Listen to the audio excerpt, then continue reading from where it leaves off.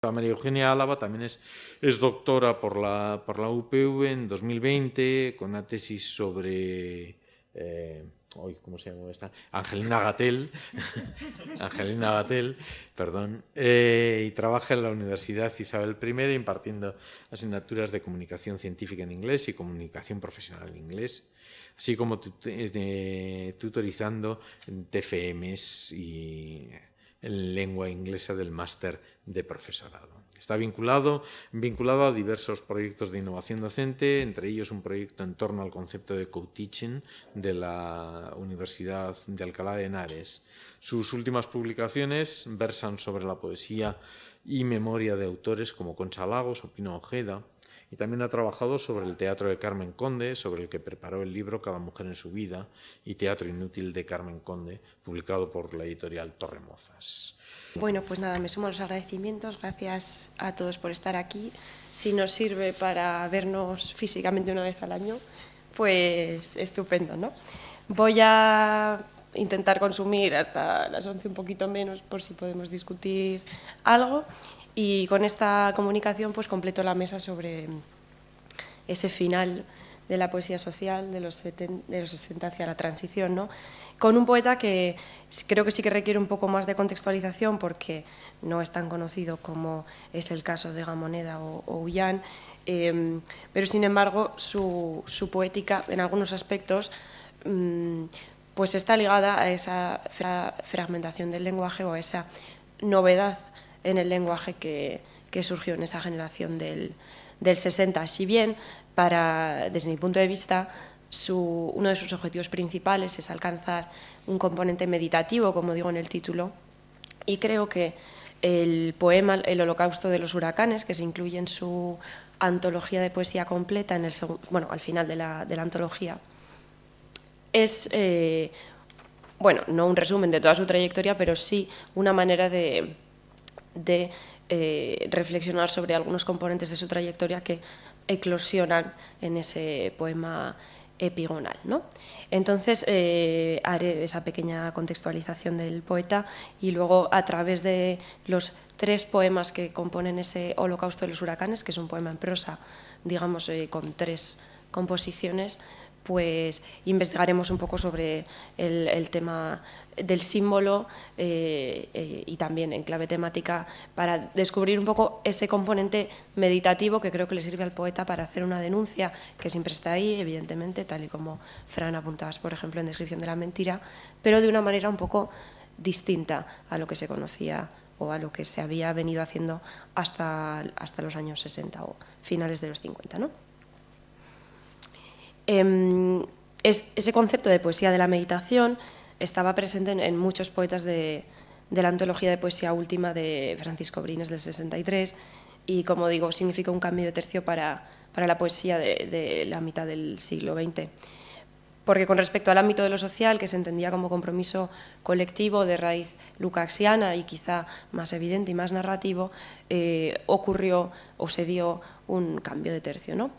Algunos poetas, donde ese componente de la meditación era notable, quedaron después fuera de las nóminas canónicas que se estaban construyendo en torno a la poesía social y se aglutinaron un poco más adelante como una nueva promoción de poesía que algunos como Manuel Rico llamaron la generación del lenguaje, la generación de los 60. Si bien había cierta falta de cohesión terminológica en torno a ellos y su situación a mitad de camino entre los autores sociales y los novísimos les llevó a quedar de alguna manera separados de las nóminas más canónicas, incluso a partir de la transición cuando las nóminas ya eran menos restrictivas. El propio Jesús Hilario Tundidor preparaba una antología donde recuperaba nombres olvidados con una base aglutinadora más bien geográfica que se llamaba 6 poetas de Zamora y una intrusión, y él incluía a León Felipe, a Claudio Rodríguez, a Alfonso Peñalosa, a Lorenzo Pedrero, Waldo Santos, a Jesús Francisco Hernández Pascual.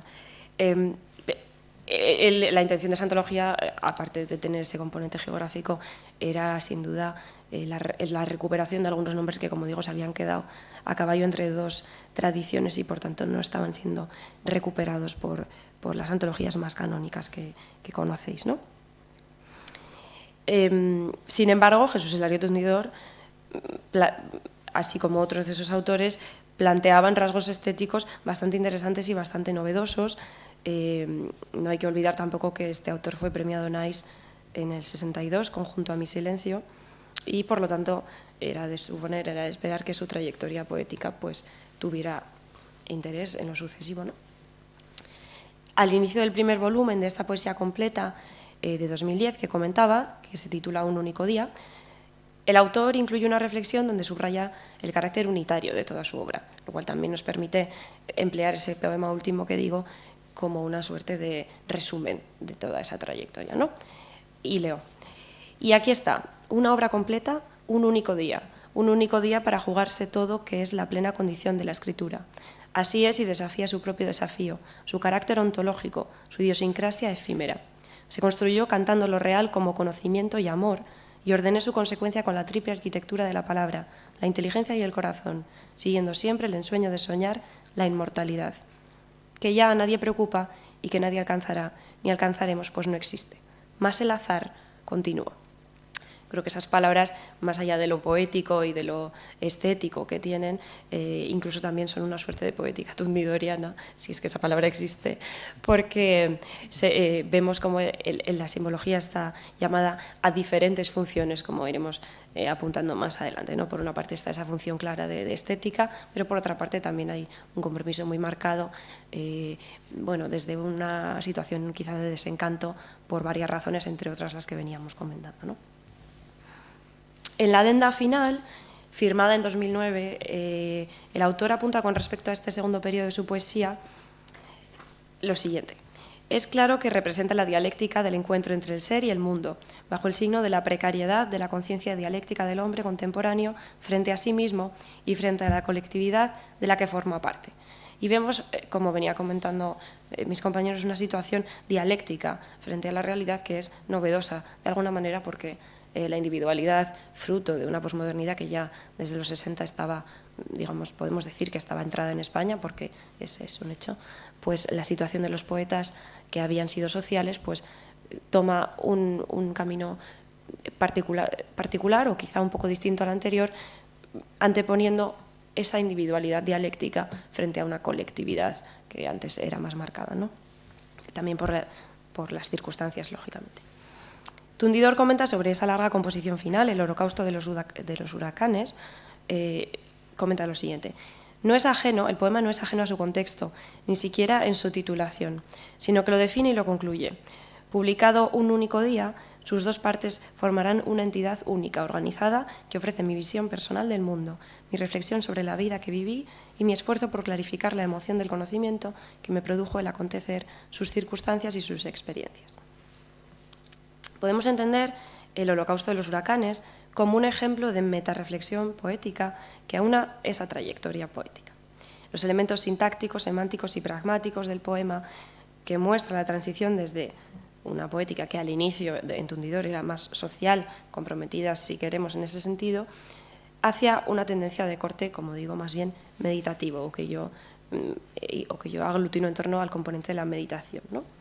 Una crítica introspectiva de la realidad, que se encuentra incluido a modo de metarreflexión en el holocausto de los huracanes, como reflejo de una construcción del conocimiento a modo de revelación, retomando las palabras de Carlos Barral, que no sé si me gustan mucho, pero ahí está, ¿no? El título nos hace pensar en un sentimiento de caos a través de los elementos que entran en juego, el holocausto y el huracán, pero sabemos que es solo aparente, porque lo extremo de la propuesta debilita la hipérbole convirtiéndola en un oxímoron impracticable. Sabemos que el poeta habla de destrucción, de final y de abismo, pero sabemos también que en mitad de esa acefalía encontramos un hilo conductor y una voluntad de continuación, de continuum, que se podría percibir también en el título del poema que unifica su obra en la antología Un paso atrás, que se titula Después que cae la sombra. A pesar de que la sombra haya caído, ese después incluso nos llama a una continuación, ¿no? A pesar de que semánticamente es complejo, otorga cierto gusto esteticista desde el inicio, podemos percibir que la reflexión que se deriva de ese efectismo simbólico parece ser algo que le preocupa al poeta. y veremos cómo en el Holocausto de los huracanes es una suerte de llegada a término que no termina y un repaso de una vida de poesía en la que la propia poesía cumple una función semántica biunívoca, de metasignificación, más superficial si queremos, y de significación profunda. Retomo las palabras de Prieto de Paula porque define este tipo de procedimientos simbólicos complejos de la siguiente manera que me viene muy bien. En este punto nos hallamos ya cuando hablamos de la poesía refleja, un modo específico de poesía reflexiva respecto a la que finaliza independizándose conceptualmente debido a esa especificidad. Supone una radicalización del procedimiento simbólico. La poesía, al inicio método de conocimiento, concluye por cuestionar el propio sistema de reflexión, de modo que se convierte ella misma en un asunto de reflejo. Esta poesía es la que se conoce comúnmente como metapoesía.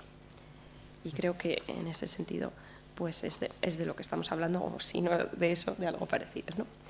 No parece que esa metarealidad del poema que estoy comentando esté en busca de entroncar con una corriente de poesía más contemporánea que se llamó del malestar, sino simplemente de resumir una trayectoria poética madura que había sido bien comprometida con su tiempo y ahora con el presente, pero sin dejar de lado un componente de memoria que es muy evidente en todo el poema.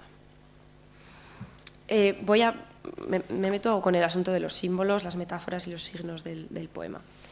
Hemos propuesto ya que los símbolos del Holocausto son biunívocos, en tanto que atienden a un primer significado más superficial, pero también a uno profundo. Y nos encontramos con que algunos símbolos de la composición ostentan hasta 4 significados distintos desde mi punto de vista. La profesora Elisa Sartor, cuando comentaba la poesía de Javier Egea, comentaba que hay una construcción del inconsciente ideológico que nunca es preexistente a la escritura de la obra, sino que es producido justamente por el proceso de realización de la misma. Y creo que es el caso de estos símbolos, de algunos de estos símbolos del Holocausto, porque parece que el poeta se construye con la obra y en la obra, de manera que todos los símbolos que habitan en ella son también ejemplo de conocimiento de la experiencia poética. Luis Bagué, en su caso, hablaba de Carlos Marzal, pero definía ese proceso simbólico así. Ese conocimiento de la experiencia no se contrapone al afán noseológico ni al repliegue meditativo, sino que deja la puerta abierta al advenimiento del misterio. Y también hay en el Holocausto ciertas cosas de misterio en algunos de los símbolos que a priori pueden parecer solo estéticos, pero que contextualizados bien podrían tener significados más profundos, ¿no? Igual, los símbolos, en tanto que signos, crean el significado desde el momento mismo en el que existen y se configuran como parte de este. Y por otro lado, si seguimos la teoría de la expresión poética de Bussoño, antigua pero útil, ¿no?, nos encontramos con que los símbolos también pueden tener significados en clave de correspondencia, es decir, más metafóricamente. Y eso ocurre en el Holocausto, en algunos símbolos que son simplemente metáforas perceptibles por el lector, que se comportan a veces como signos en sí, como términos de representación semiótica de la realidad, y otras veces simplemente como un efecto estético e incluso como llamada de atención o guía de lectura para un lector poco atento, porque es un poema en prosa bastante largo, ¿no? El mejor poema para hablar de esto es el primero, de esa composición que, como digo, tiene 3. Lo primero que se puede reconocer en ese primer poema es lo metafórico de las líneas, porque en el primer párrafo el primer poema va conformándose como una suerte de explicación del contenido. Las metáforas se consolidan a raíz de una explicación profunda del mensaje. Los 2 primeros párrafos son buen ejemplo, y el Holocausto del huracán viene explicado como un momento de paz ante la complejidad de una vida vivida que se presenta como un huracán que va a terminar plácidamente en un momento complicado. Leo. Y toda luz es carnívora y mortal. Conmemoro el mirar que canta, bajo el cuerpo o paisaje de la visión, el deslumbramiento del iris, el hoyo negro de la pupila. Son sucesos del aire, narraciones físicas o fábulas, victorias y situaciones que solo en la derrota, como una larga caída en la desesperación, tendrán sentido. Por otro lado, ese símbolo del Holocausto también tiene un significado más efectista, como hemos visto, ¿no?, que funciona como guía para ese lector que comprende desde el inicio del poema que se está buscando la renovación del lenguaje, casi en clave novísima, pero habrá algo más, ¿no? A ello se suma el juego simbólico de la frase «viajo por el principio de la melancolía, el corazón del suicidio y retiro lo estulto de la claridad en las cabalgaduras de los diccionarios. No hay límites ni principio en las cosas, sino antónimos. Aunque el diccionario es el recurso semántico básico, la base del significado de las palabras no puede satisfacer el sentido completo del poema. El poema queda configurado entonces como un antónimo de sí mismo. Y en un tercer nivel simbólico, o en una tercera posibilidad de los símbolos, que yo he llamado semántico-psicológico, transmite la inestabilidad del hablante poético, la lucha interna que se ha enfrentado al confeccionar el poema y que esperablemente termina también al final de este. En este último sentido, el componente de la meditación del sujeto lírico se traslada en ese tercer nivel de significación simbólica. Es verdad que en el segundo poema del Holocausto encontramos una reflexión sobre el signo en clave puramente semiótica que también tiene que ver con esto último, ¿no? Leo esos versos. ¿Pueden nunca en lo inmóvil pronunciar su rigor nuestros sentidos? ¿Está lo cierto en lo real? ¿Se escucha? Sin embargo, unas líneas más adelante, la tipología del símbolo cambia de nuevo hacia lo semántico psicológico y aparece la orilla de las cosas impenetrables, que no es otra cosa que la soledad, la clave para la meditación del poeta y la fuente de la nostalgia. Cito: conmemoro la orilla de las cosas impenetrables, el tú, la soledad. Finalmente, la alfaguara de la delicadeza soluciona la tensión entre los distintos tipos de significados y sucede una suerte de intuición poética que llega en forma de musa y permite al poeta conocer la realidad a través de la construcción de su poema, pero también permite que la composición se sume a su realidad, en sintonía con las teorías poéticas posmodernas, como decíamos. Se aunan en ella, como colofón, los 4 tipos de significados. Cito: y acepto, igual que pulso o distorsión inaudita, la responsabilidad del zahorí en las palabras, el discurso que abre la predilección y ata la morfología, rasgo o dibujo de su significante, el acontecimiento máximo de nuestra vida, la autora del conocer o la estructura mínima de la sombra brotando en la alfaguara de la delicadeza. Así, este primer poema del Holocausto se configura como una declaración de intenciones en clave de simbología y explicita las posibilidades expresivas de la poesía de Tundidor. Hablando un poco, para completar un análisis simbólico, de los temas más principales que se encuentran en este poema, sin duda uno de ellos, que es inevitable, es la crítica al régimen, pero no es como sucedía, por ejemplo, en Pasión o el libro del 72, donde, según el propio Tundidor, la beligerancia es mucho más manifiesta, ¿no? Él hablaba así del libro, decía: Pasión fue un libro donde yo tomé conciencia de la situación política de la dictadura y salió todo.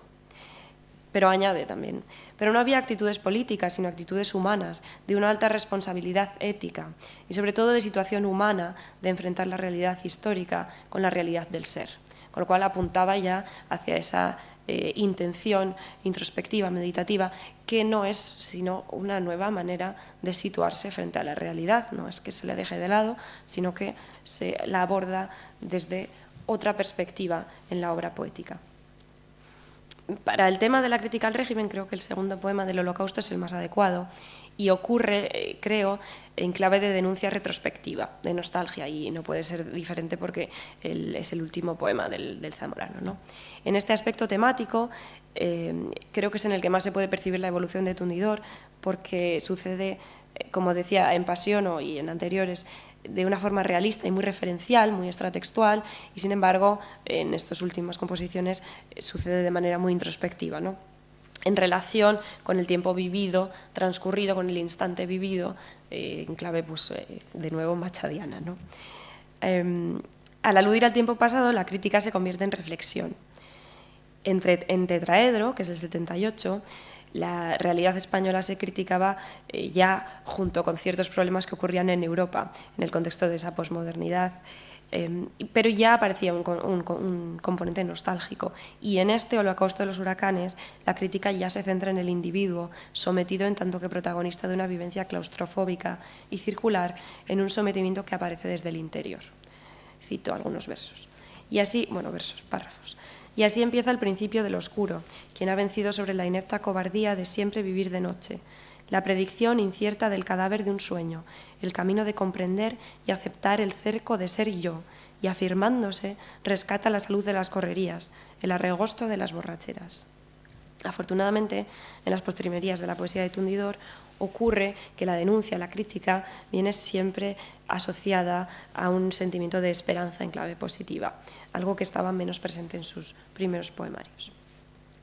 Hay otro tema, que es el del amor y el desamor, que es muy habitual en Tundidor y se encuentra presente en toda su obra y también en este libro. El mejor ejemplo es el libro de Amor para Salónica, que es del 80, donde hay casi un estudio completo sobre el sentimiento del amor, que va desde el amor a uno mismo, en el poema introductorio del libro, que se titula Festival, hasta el amor al mundo, en clave más holística, en la tercera parte, en la lumbre y la ceniza. Y luego también hay espacio para el amor romántico sexual, en Canto al cuerpo de la amada. Se concluye de todas maneras en clave de pesimismo en el poema final del libro de Amor para Salónica, que se titula Tristeza. Y cito unos versos porque vienen a cuento con lo que hablamos. Mírame ahí, yaciendo, sufrimiento o naufragio o sola vida, cuyo velamen siempre corroyó lo salobre e hizo agua. Perdóname, pues que la lluvia era como un gran crisantemo sobre la orilla sin árboles del corazón, y llovía, y llovía. El tema del amor se consolida como elemento recurrente antes y después de este libro del 80, y a través de ese tema es donde se consigue, donde se llega a la esperanza, incluso en los momentos más patéticos, ¿no? En concreto, ese segundo poema del Holocausto encuentra ambos elementos contrapuestos, el amor y el desamor, para mostrar esa dicotomía. La lluvia, de nuevo, retomándolo del libro del 80, aparece en forma de niebla esta vez. Porque quien dice no está afirmando, está volviendo a su niñez, a su inocencia, limpia su alma de todo apetito y asentimiento y pretensión, de toda inquidad de enamorado, de todo aullido, de toda serenidad. Y allí se enfrenta a aquella arisca pesadumbre de haber sido, de estar cansado y olvidar que niebla. Ni siquiera hay una conexión sintáctica del elemento de la niebla, simplemente aparece al final para hablar de esa tristeza, si nos acordamos del poema anterior que se titulaba precisamente Tristeza, ¿no? El amor en sentimiento holístico actúa con voluntad de continuación frente a una injusticia entendida, como digo, no en clave política, sino en clave cada vez más meditativa. ¿Se me oía poco antes? Bien, ¿no? Vale. La posibilidad de decir no ayuda a superar el desamor, de la mano de la honestidad, que es otro elemento importante para Tundidor. De manera que encontramos el eje amor, verdad, vida, que es un trinomio que se expone como consecuencia feliz de toda la vida dedicada al elemento poético y a la construcción de la realidad a través de la poesía, ¿no?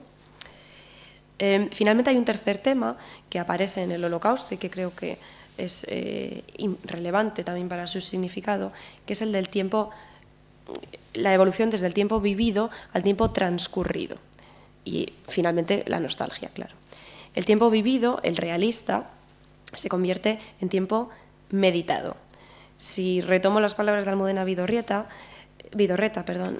ella decía: Jesús Hilario Tundidor ha demostrado a lo largo de toda su obra que es un escritor preocupado no por el paso del tiempo, sino por su simbolismo en la vida, la singularidad de la toma de conciencia de sí mismo que es capaz de hacer el ser humano. En el Holocausto esto se puede percibir en los tres poemas, sin embargo también es en el segundo donde se hace muy evidente. Cito versos. No obstante, ¿quién venció? ¿Quién, desde cuándo y cómo? Huracanes que el tiempo convocó mientras cantaba, igual que aquel que toma su billete para el metro y penetra, y no vuelve ya del túnel, y nada supo nadie, ni importó ni valía, la discordante historia del vivir, el pergamino nada, su imposible sentido. El poeta presenta la vida en tanto que pasada, añadiendo un componente nostálgico que la describe como periodo casi inexistente en el mundo real, casi ya mágico. Se presenta el tiempo como discordante historia, que parece no coincidir con el discurrir real de sus horas, sino más bien con la impresión de aquello que ha devenido. Por otro lado, el componente nostálgico se completa con un reclamo a la necesidad de memoria, evidentemente, porque la desmemoria es el último lugar de denuncia social al que se llega en la poesía de Tundidor. Me gustaría, si es que tengo 5 minutines, ¿me dais 5 minutos?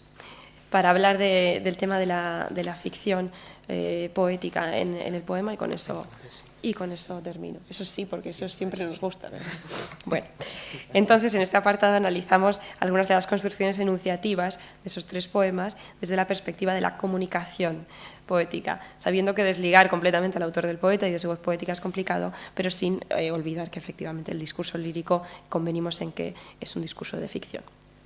Entonces, utilizo en este caso a Luján Atienza porque me gusta la manera que tiene de plantear el tema de la comunicación poética y en su caso opta por dejar a un lado el asunto de la facticidad a la hora de describir los procesos enunciativos porque estos, a su juicio, se configuran como comunicación literaria y también en el caso de la lírica, ¿no? El crítico aparta el problemático asunto de la ficción para este género, aunque no lo apartará del todo, como veremos, y decide tratar de describir los accidentes comunicativos en base a lo que él denomina hablante poético, que me parece una buena manera de denominarlo, ¿no? El texto lírico se convierte entonces en medio a través del cual los 2 interlocutores, actor y lector, se ponen en contacto. Y el sujeto lírico, hablante poético, queda entendido como elemento problemático, donde intervienen parámetros de distintas disciplinas, pueden intervenir. Pero solo cuando ese ejercicio nos aporte novedades analíticas en algún sentido. En el caso del Holocausto, en los 3 poemas, los elementos de su gramática de la enunciación añaden valor semántico a todo lo que vengo comentando. El hablante poético, en primer lugar, es pretendidamente no ficticio en su disposición general. No hay ningún indicio de que el yo que habla en el poema no sea el poeta en trance de escribir, y asumimos por defecto que es así. A pesar de que Tundidor no emplea recursos como el de la automención, sí que podemos percibir que el poeta no desdeña el yo y transmite cierta asunción de autoría en las líneas del Holocausto de los huracanes. Quizás en las composiciones de la primera etapa esto era más evidente. Y se diluye a medida que se acerca a sus postrimerías poéticas, pero eso también puede tener que ver con que simplemente es una obra consolidada y sucede en gran cantidad de poetas, ¿no? Esa rebaja del empleo de la primera persona es muy habitual. Entonces, un buen ejemplo en el que el hablante poético se muestra en forma de yo, pretendidamente no ficticio, son las líneas donde se presenta el primer poema, a modo de declaración de intenciones, pienso. Conmemoro el antiguo esplendor de la sencillez, dice. El hecho de que sea el comienzo del poema, que viene marcado por esa modalidad de enunciación, hace que el texto se enmarque bajo ese halo de autoría pretendidamente no ficticia. Sin embargo, más adelante, la primera persona del singular se sustituye por el nosotros, de manera que el poeta se yergue como portavoz de la humanidad. El primer poema tiene otro recurso díctico que es significativo, que es el del tú, autorreflexivo, y en este caso creo que tiene mucho que ver con ese componente meditativo, porque el tema de que el tú venga definido por el valor simbólico que se le atribuye a la soledad potencia su efecto. Dice, como leíamos, conmemoro la orilla de las cosas impenetrables, el tú, la soledad. Por último, a veces ocurre que el yo poético desaparece casi completamente en medio de la colectividad. Esto lo denominan algunos críticos como transición hacia la aparición del yo. Y el hablante poético no se hace explícito, sino que aparece en mitad de varias enunciaciones. Eso sucede en el tercer poema del Holocausto, que es el más evidente en ese sentido, donde el deslinde del mundo extratextual y el mundo interior es más drástico a priori. Como no tenemos tiempo para hablar sobre por qué es un poema en prosa, aunque es bastante interesante, os recomiendo que leáis el libro, paso a hacer unas pequeñas conclusiones sobre el poema y sobre el autor. Jesús Hilario Tundidor pertenece a esa generación del lenguaje. Empleando las palabras de Gabriel Morelli, podemos decir que la preocupación por el lenguaje, la conciencia de la palabra como instrumento cognitivo de la realidad, fue un elemento constante en la aventura estética llevada a cabo por Jesús Hilario Tundidor. Hemos diferenciado 4 tipos de significación en sus elementos simbólicos, semántica, psicológica y semiótica, que nos han ayudado a comprender cómo el lenguaje es un elemento de conocimiento para su obra poética. El poeta se muestra meditativo en esta composición de 2010, aunque los signos actúan a menudo como elemento de crítica contenida, donde el poeta es actante dialéctico de la sociedad que habita, en tanto que la transforma con sus actos de pensamiento. El concepto de la esperanza, entendida como consecuencia necesaria, es central en una poesía que se construye en positivo. El amor es fuerza holística que previene de la mentira y, en consecuencia, ayuda a obtener la verdad de la vida. Por último, la vida se consolida en la mente del propio poeta, en su meditación y, finalmente, en su poesía, en tanto que reflejo de aquello que puede nombrar, en el umbral de lo que puede pensarse y, en consecuencia, de lo que puede existir. Y ya está. Muchas gracias.